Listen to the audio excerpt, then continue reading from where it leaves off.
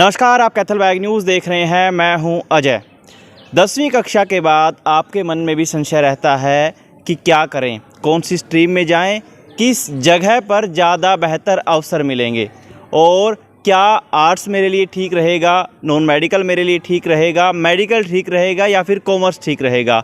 और फिर जब बात आती है इकोनॉमिकल स्ट्रक्चर पे कि हमारे घर की पृष्ठभूमि या आर्थिक स्थिति कैसी है, फिर हम 10वीं के बाद आगे की पढ़ाई जारी रखने के बारे में सोचते हैं। तो आज सभी सवालों के जवाब और उनके समाधान के लिए हम गांव चौशाला के सरकारी स्कूल में मौजूद हैं। मेरे साथ मौजूद हैं प्राचार्य गोरा सिंह जी। सर, बहुत बहुत स्वागत है आपका। जी धन्यवाद। सर, हमारे पास पहले तो 10वीं के बाद जो स्ट्रीम है, मैं चाहूँगा एक बार आप ही उनका जिक्र करें। हमारे विद्यालय में तीनों स्ट्रीम उपलब्ध हैं जी। साइंस के दोनों सेगमेंट, मेडिकल और नॉन मेडिकल है, कॉमर्स है, आर्ट्स है, तीनों स्ट्रीम मौजूद हैं। जहाँ तक बात चयन की है कि बच्चा 10वीं के बाद कौन सी स्ट्रीम ले, ये टोटली बच्चे को खुद निर्णय लेना चाहिए। हाँ, हम असिस्ट उसको अवश्य करते हैं, सलाह करते हैं, काउंसलिंग करते हैं कि आपके लिए कौन सी ज़्यादा शूट करेगी, आपकी कैपेबिलिटी किस स्ट्रीम में सबसे ज़्यादा काम आएंगी। तो उस ढंग से हम काउंसलिंग और असिस्ट तो कर सकते हैं। डिसीजन बच्चे का ही है कि वो कौन सी स्ट्रीम में आना पसंद करेगा। हमारे विद्यालय में तीनों स्ट्रीम मौजूद हैं। तीनों की फिजिक्स, केमिस्ट्री और बायो की प्रयोगशालाएं अब की बार तैयार हो रही हैं, वो फाइनल फेज में हैं। जी। कॉमर्स, साइंस, आर्ट्स, तीनों स्ट्रीम का स्टाफ पूरा है। जी। अच्छा, मेरे ख्याल से ये आसपास के जितने भी गांव गोहांड है, उन स्कूलों में जो पूरा स्टाफ है, हमारे पास ही चौशाला गांव के सरकारी स्कूल में वो पूरा का पूरा स्टाफ मौजूद है, लैब समेत हम बात कर रहे हैं। हाँ जी, तीनों स्ट्रीम का पूरा स्टाफ हमारे पास मौजूद है गवर्नमेंट स्कूल चौशाला में। जी।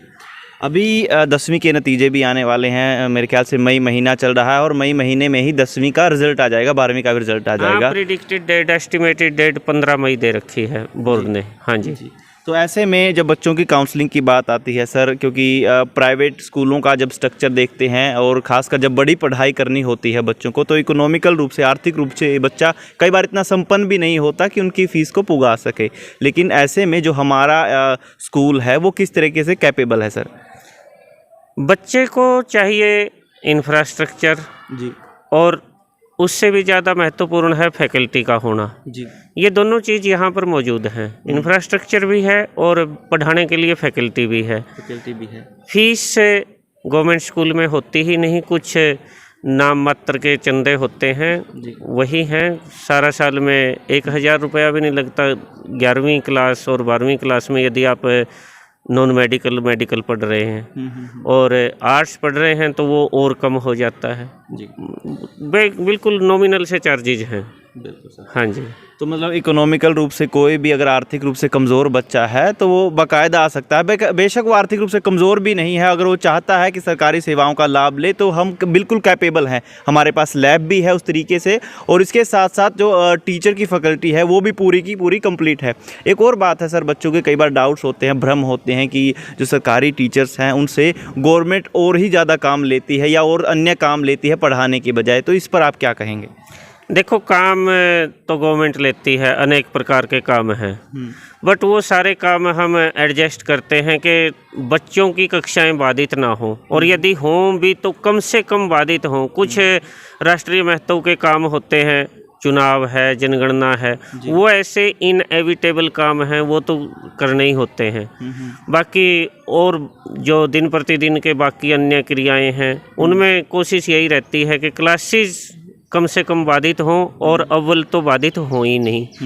एक बात आप पूछ कर रहे थे कि जो आर्थिक रूप से पिछड़े बच्चे हैं, ये तो एक ऐसी धारणा लोगों ने बना ली कि सरकारी स्कूल आर्थिक रूप से पिछड़े बच्चों के लिए ही है।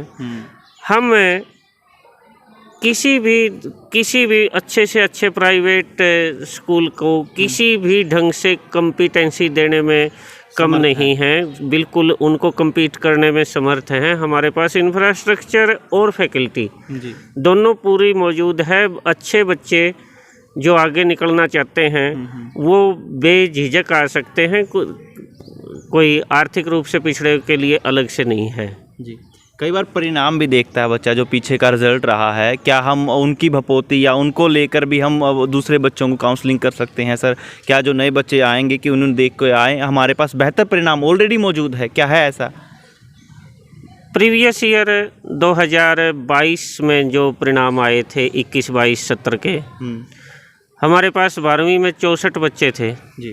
64 में से हमारी 24 मेरिट हैं। 24 मेरिट हैं, अबव 80% 24 मेरिट हैं जी। और एक बच्चा केवल फेल है, एक बच्चे की हमारी कंपार्टमेंट है।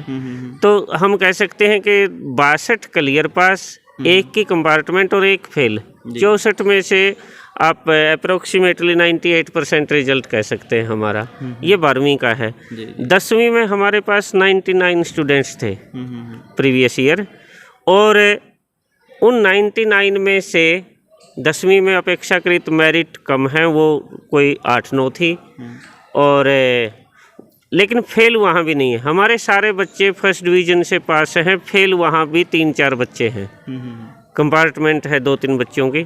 10वीं का भी हमारा रिजल्ट यदि आप कंपैरिजन करो तो सबसे बढ़िया ही है। बिल्कुल सर, बिल्कुल। सबसे बढ़िया नहीं है तो कम से कम बढ़िया वालों में से एक है। हम दावा कर सकते हैं कि बच्चे यदि आते हैं, वैसे तो संख्या है पहले भी, और आते हैं तो उनको बहुत अच्छे सत्र की शिक्षा प्रदान की जाएगी। बिल्कुल सर। चलिए इसको लेकर तो पहले तो आपको शुभकामनाएं सर, इतना बेहतर रिजल्ट रहा है। जब भी हमारी या अन्य किसी प्राइवेट स्ट्रक्चर या प्राइवेट ऑर्गेनाइजेशन वाले से बात होती है, चलो वो अपने तथ्य बढ़ा चढ़ा के बोल देता है, लेकिन सर ने एज इट इज़ ज्यों का त्यों जो औपचारिक रूप से होता है आपने उसी तरीके से, ना तो इसमें कुछ जोड़ा ना घटाया, वही उसको उसी तरह से मतलब प्रस्तुत किया सर। नहीं जी, कोई किसी प्रकार का एग्जरेशन, अतिशोक्ति इसमें नहीं है। जो फैक्ट हैं वो फैक्ट हैं, वही हम बता रहे हैं आपको। अंतिम सवाल सर, स्कूल मोटो क्या लेके चल रहा है, भविष्य की योजनाएं क्या हैं हमारी? भविष्य की योजनाएं यही हैं कि अच्छे से अच्छी गुणवत्तापरक शिक्षा बच्चों को प्रदान की जाए, जो बच्चों का सर्वांगीण विकास करे और समाज को प्रगति के पथ पर ले जाए। चलिए सर, बहुत बहुत शुक्रिया सर, आपने हमें टाइम दिया। तो गोरा सिंह जी थे मेरे साथ, और स्कूल के खास कर ये क्योंकि एक एजुकेशनल बीट थी और शैक्षिक स्तर पर भी हमारी ज़रूरत है कि हम इन मुद्दों पर प्रकाश डालें। और ये ज़रूरी नहीं कि आर्थिक रूप से पिछड़ा बच्चा ही इनमें एडमिशन ले, कोई भी संपन्न बच्चा है वो भी इन सेवाएँ ले सकता है। बाकायदा हमारा इंफ्रास्ट्रक्चर पूरा का पूरा तैयार है, लैब तैयार है, और साइंस, केमिस्ट्री या कहें कि भाई साइंस भी है, आर्ट्स भी है और कॉमर्स भी है, तमाम बैकग्राउंड के बच्चे या तमाम स्ट्रीम को लेने के बच्चे या इच्छुक बच्चे यहाँ पे आ सकते हैं और यहाँ की सेवाओं का लाभ ले सकते हैं। गांव गोहांड के लिए एक बड़ी खबर है। फिलहाल कैथल बैग न्यूज़ के साथ मैं अजय।